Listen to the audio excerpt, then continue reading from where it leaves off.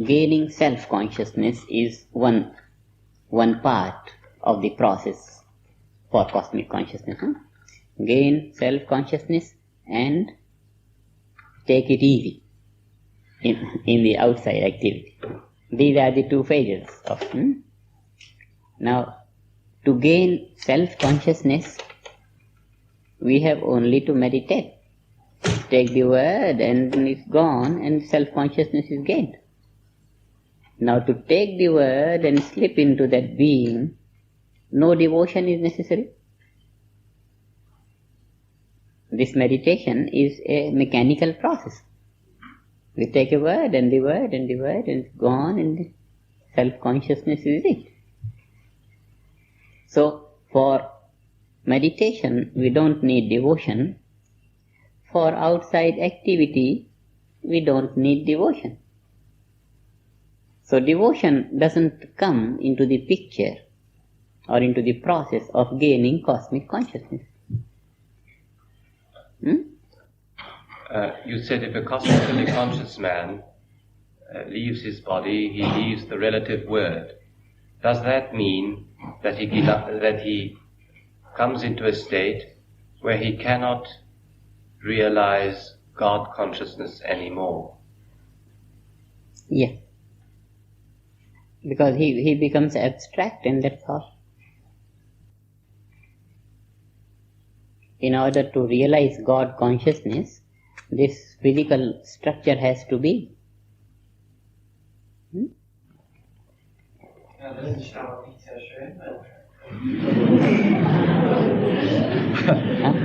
That doesn't sound very good. That is why we do something about it. Start doing something about it, so that by the time we get cosmic consciousness, we also get God consciousness.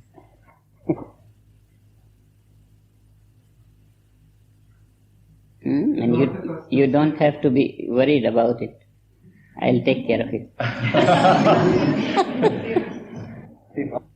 I am keenly watching your progress, and as you are little more and sufficiently advanced on the path to cosmic consciousness, then before you are expected to arrive at that level of cosmic consciousness, you will start something so that by the time you get cosmic consciousness, you get God consciousness also. After that, it's not much to be done to get God consciousness, though something has to be done, but it's not much.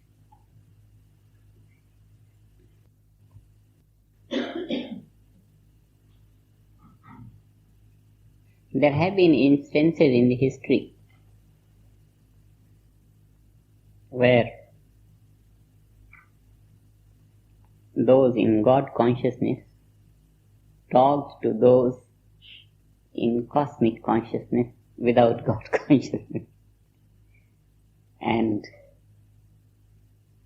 a great ideological tug of war.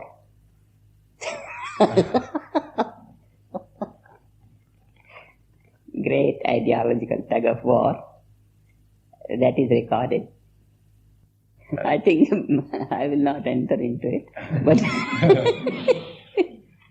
because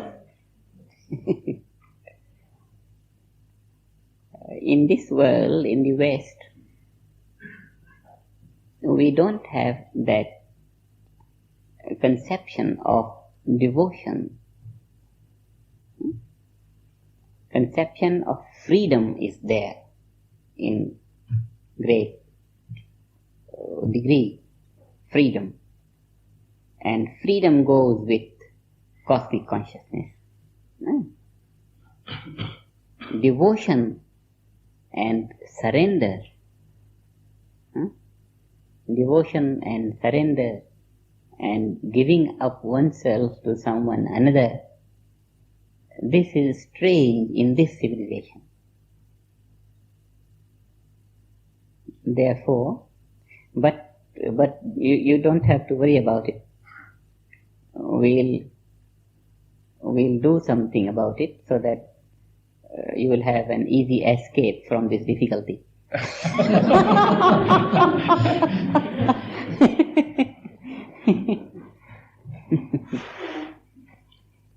In India, it's a different story. The whole civilization is on dependence. The child depends on mother. Mother depends on father. Father depends on God. And as the child grows, he begins to depend on his teacher. So this culturing of the heart and mind on dependence doesn't belong to this civilization, where right from the beginning it's freedom. That is why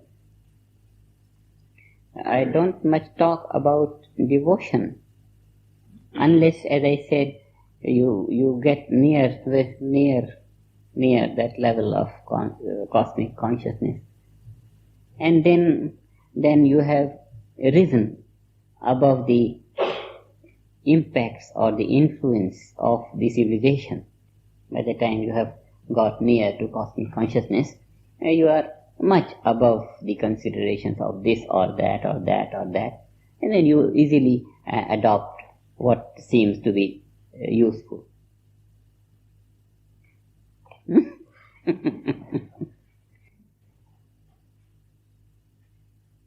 I ask a question?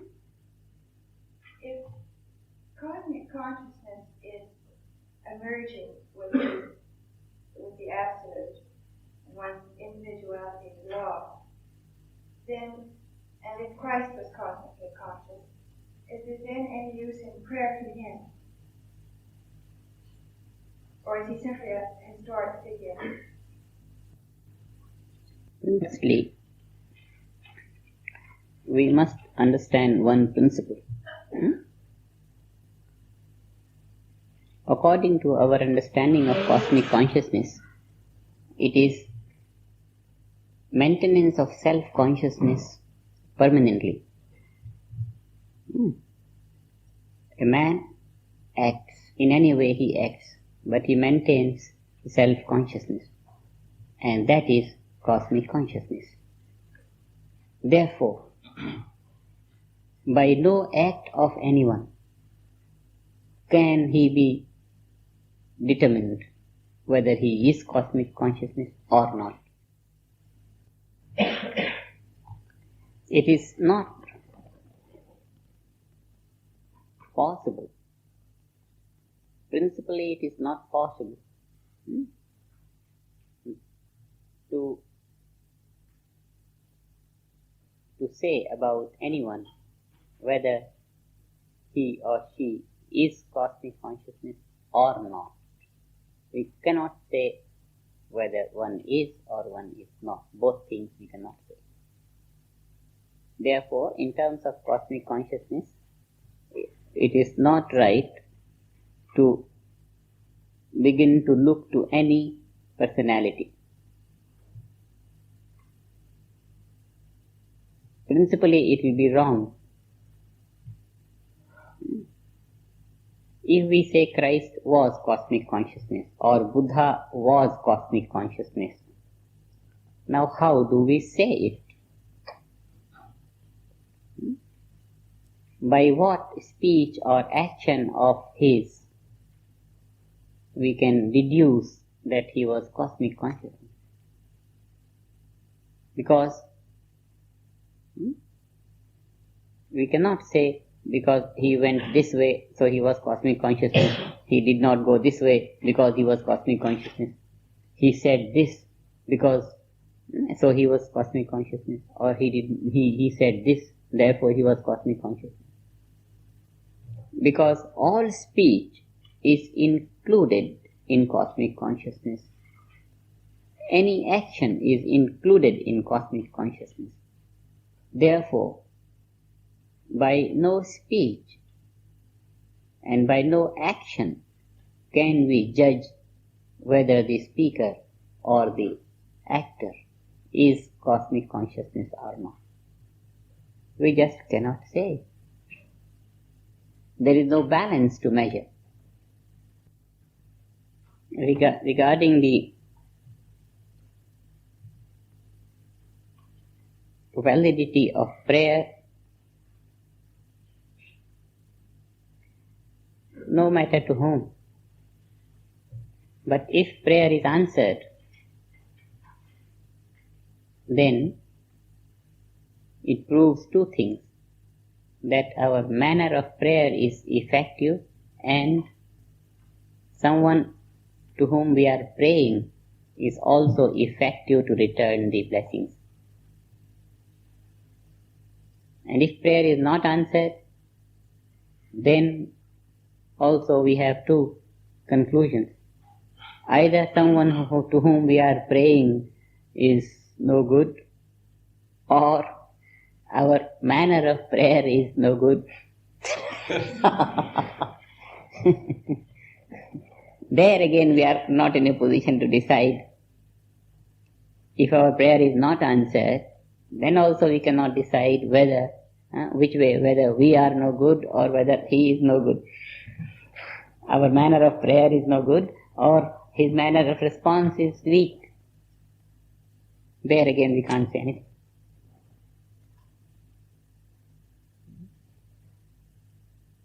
But if the prayer is answered, then both the things are okay. He is effective and we are effective.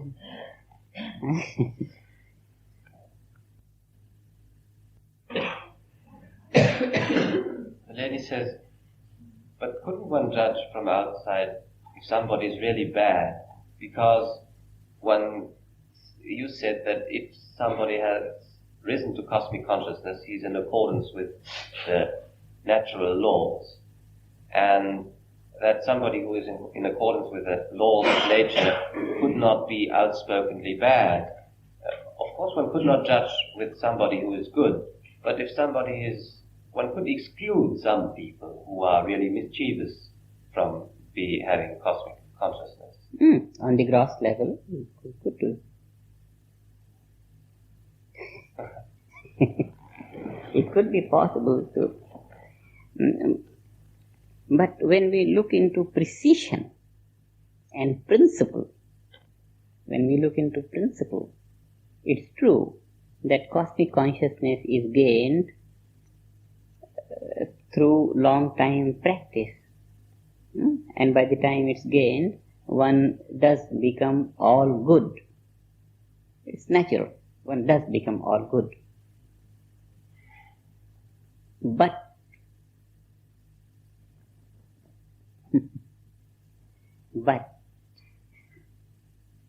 there could be an occasion. There could be an occasion in the cosmic purpose.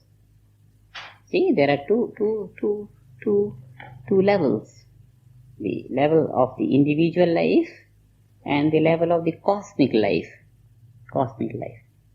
See, like the one home and the whole, all the 1,000 homes, the whole society. One individual and the whole society. Like that, one individual atmosphere and the cosmic atmosphere. The purpose of individual life and cosmic purpose. Now, if cosmic purpose is marred or is destroyed by someone, then the cosmic purpose would demand that man should be destroyed as soon as possible. Now some cosmic consciousness, some man who is cosmic consciousness, he is the fittest tool in the hand of the divine to save the cosmic purpose. Maybe he gets an idea and he kills that man. Now, cosmically conscious man has killed a man. And in view of the individual consideration, he is a sinner and a killer, and he must get punishment. In view of the cosmic purpose, he has served the will of God. So obviously, looking from the human standpoint, he deserves punishment. Whereas, by doing that act, he has helped the cosmic purpose. Now, in such a case, now we are talking of principle. In such a case, what has happened? Cosmic conscious man has, whatever he has done, he has saved the cosmic purpose. For himself, he has risen to that state of complete detachment, complete unalignment with what he does, because he has risen to eternal freedom. Having killed, he has not killed. That is his status. Even having killed, he has not killed, because he is not involved. He is not involved in killing. Some hand might have done it. But he himself is in eternal freedom. So, from the consideration of his side, he has not done the act of killing. But from the standpoint of someone looking at the action of killing, he has killed. That is why we cannot say whether the action is right or wrong. From our vision, it was wrong. Killing is always wrong. But that killing has served the cosmic purpose. In view of the unseen nature, he is perfectly alright. And he doesn't deserve anything, and he is not going to get the punishment or anything, because he is above any punishment or anything. But from our social standpoint, he deserves. That is why principally we say that it's difficult to determine whether. Now this we are talking about the principle. Ordinarily we can say, yes, he is an ordinary man and he is a sinner and he is no good and this. But from the standpoint of cosmic consciousness, principally we cannot. Will he, as man, stand under human law and create new karma? Or will he not? Will he be free from new karma and have the protection of God?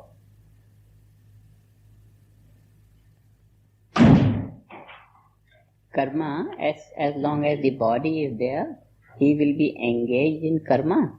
But by doing the karma, he will not produce the influence for future karma.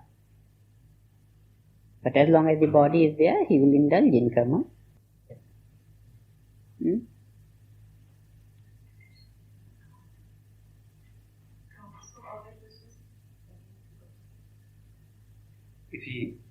If he creates karma, then karma must be something which goes into future also.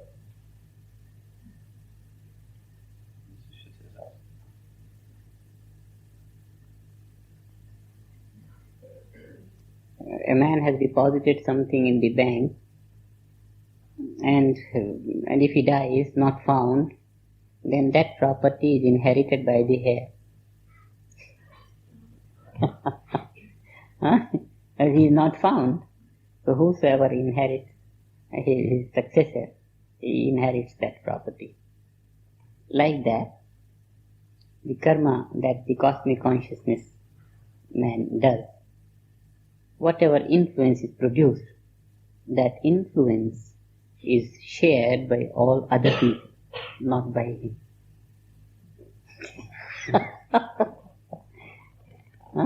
Everyone else in the universe inherits that, shares that karma. He remains uninvolved. You just said there could be a man who goes against the cosmic purpose or God's purpose. Now, could it be from the highest point of view possible at all that one could be against God's purpose? Because from the highest point of view, even the devil is within God's purpose.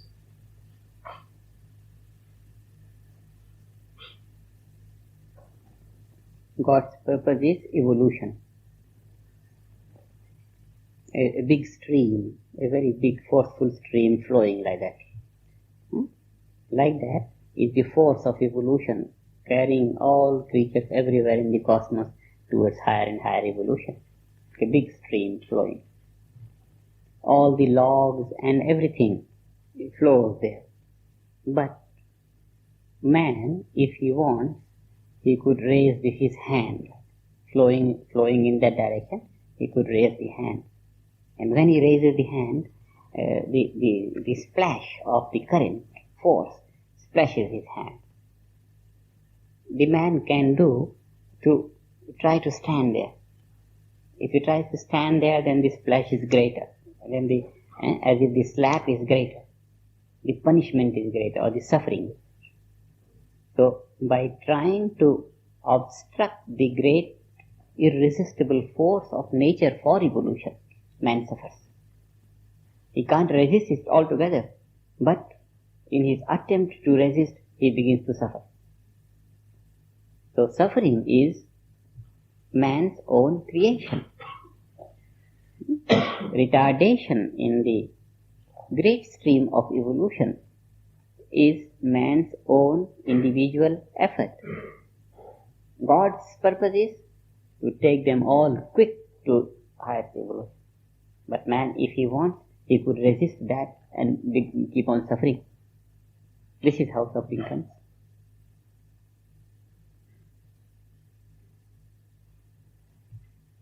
Suffering is not in the scheme of God.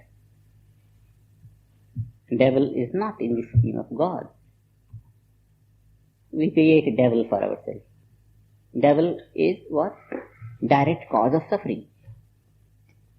Direct cause of suffering is devil, but the suffering we have created for ourselves by resisting that tremendous force of evolution. Man can do it. Man can do it.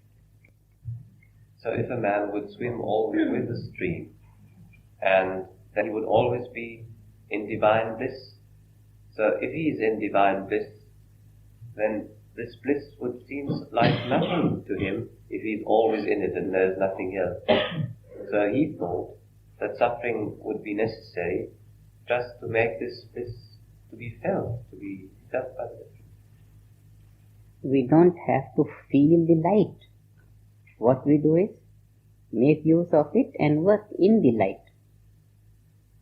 It's not necessary to remember the light, that we are in the light and we are in the light all the time. What is necessary is that our activity is not obstructed, and for that we have the light. It is not necessary to keep on putting off the light and keep on putting on the light so that we may remember that the light is there, that the light is there. What is the use of that light? The use of that light is not that we remain conscious of the light. The use of the light is that we work better and unobstructed. We take bath and throughout the day we feel fresh. Now, in order to enjoy freshness, we don't have to put on the mud.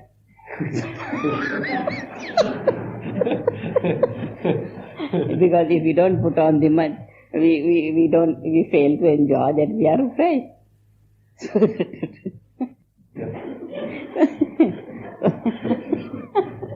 It's enough that we are fresh and we remain fresh.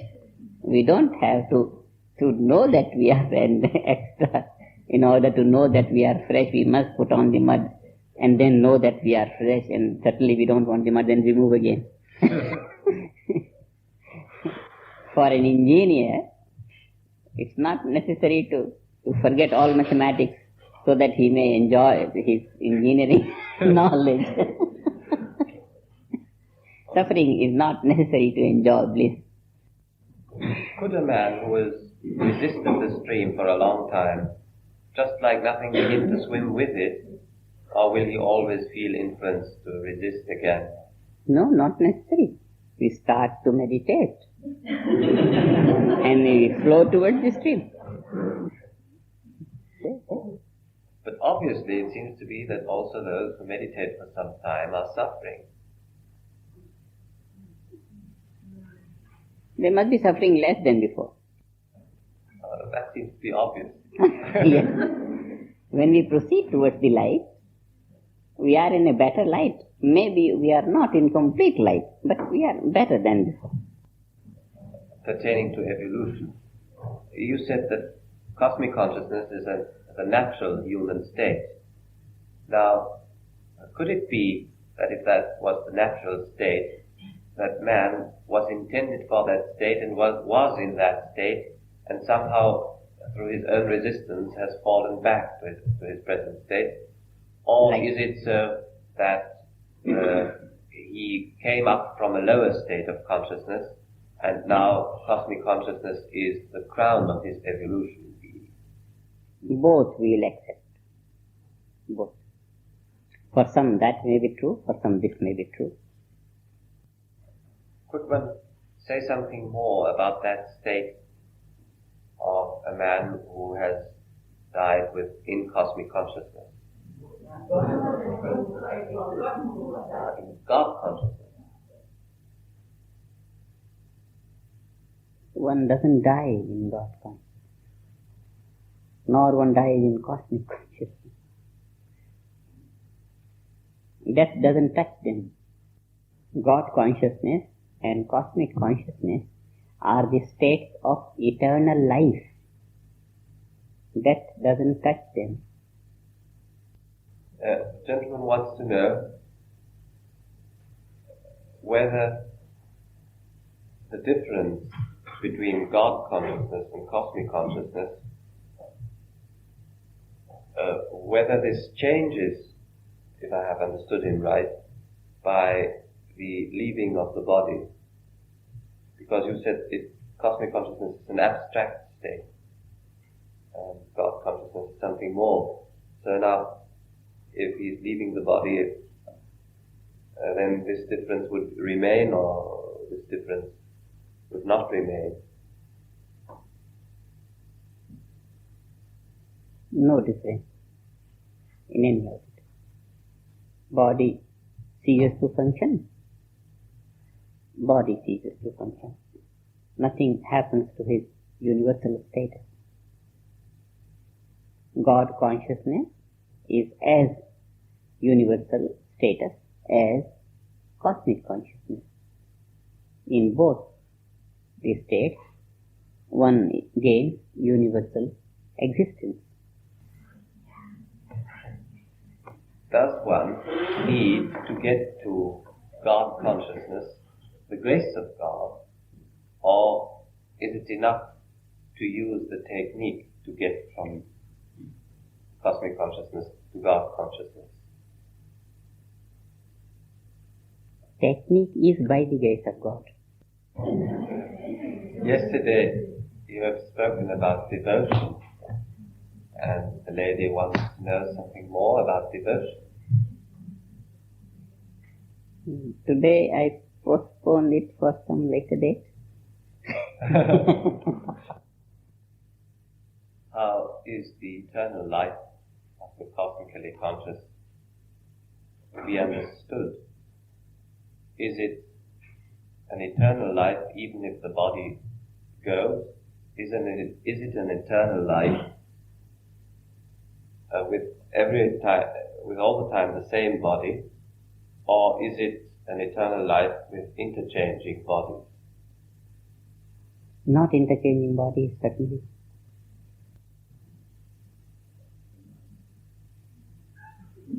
And that eternal, take it as I say it, eternal life could be with this body and eternal life will be cosmic life without the body, where the individuality will not be found. Otherwise it could be that the aging process is stopped and one could eternally continue with this body. That is also possible. Both possibilities are there. Does it make sense?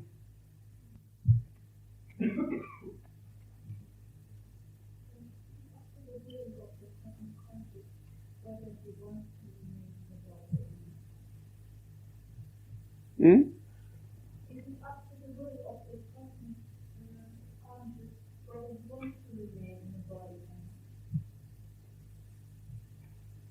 Not only will,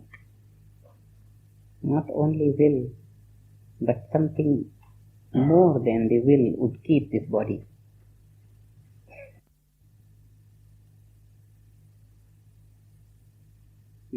Something more will be that technique which will stop the process of change in the physical level.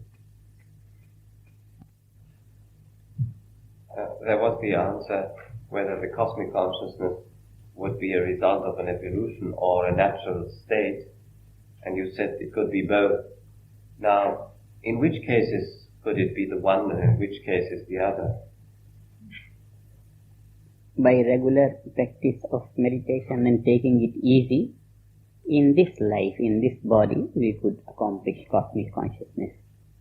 And by not meditating, or by sometimes meditating, and then taking another body, and then again taking another body, and then again taking another body, we'll come to that state of evolution after many lives. And by being regular, we could achieve it now, here. He is not content with the answer he got. And he said his question was, how could it be that if man was created as cosmically conscious, as a natural state, that... No cosmic conscious man would be born. By birth, no one would be cosmically conscious. To be cosmically conscious at the time of birth, he will have to be cosmically conscious at the time of death.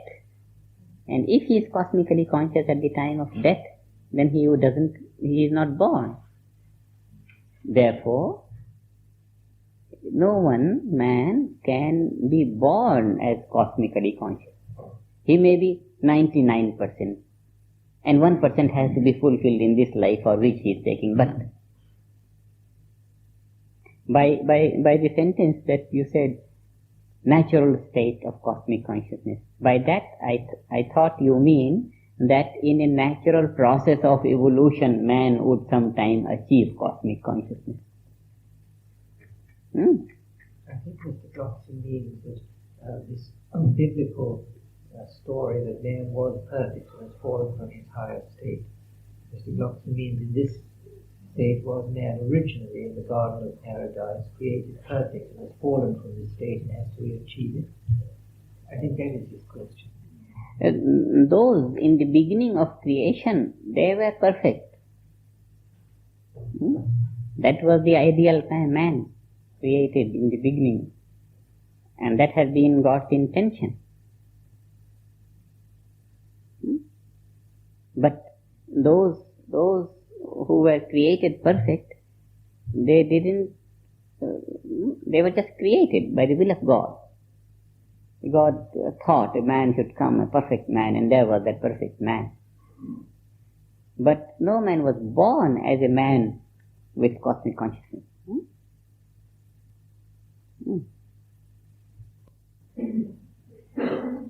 So he has had eternal life then.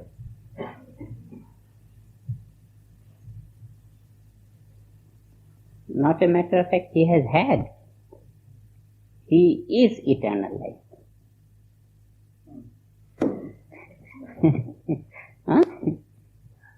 He is. Man is eternal life. Not he has had at some time. He is. And at all time will be.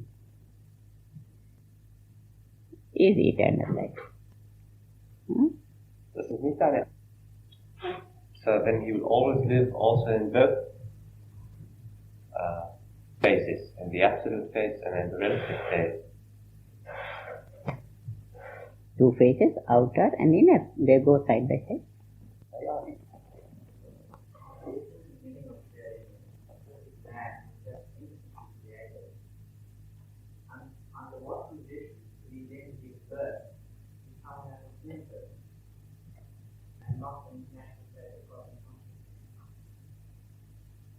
Creation was created by the will of God, and then the wheel of evolution was set in motion.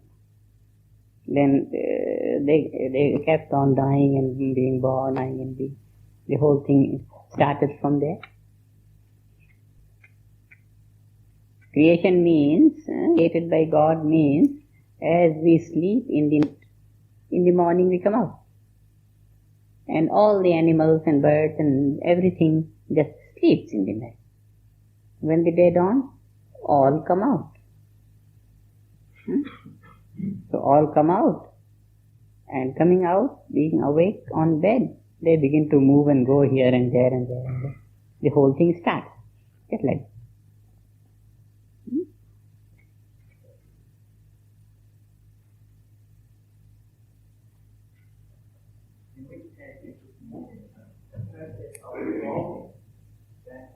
Regaining of what is our natural state. It's more evolution than a reception of our natural state. Evolution amounts to capturing our natural state. The natural state, even purpose, moving different forms. Here we will say natural state, the maximum possibility. Maximum up to that should be the man's life.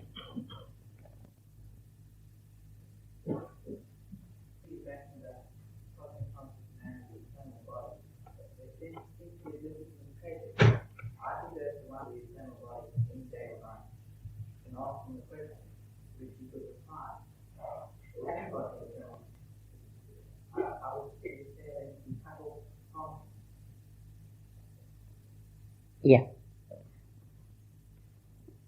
Someone not completely cut off. You would say completely absorbed. One who is cosmic, then cosmic. And cosmic is not cut off. It's completely absorbed, taken in. Completely taken in. That will be a better way of putting it. One will be found as an individual also, and the other will not have individuality. It must be a wonderful state. But then, having merged into that state, creation begins anew. And with that a new beginning of the creation, all the suffering begins anew. Creation doesn't begin anew. Creation remains the same. We start to enjoy newer values in that. We start to enjoy more and more and more and more. So only the joy increases and not suffering. We have no choice to suffer.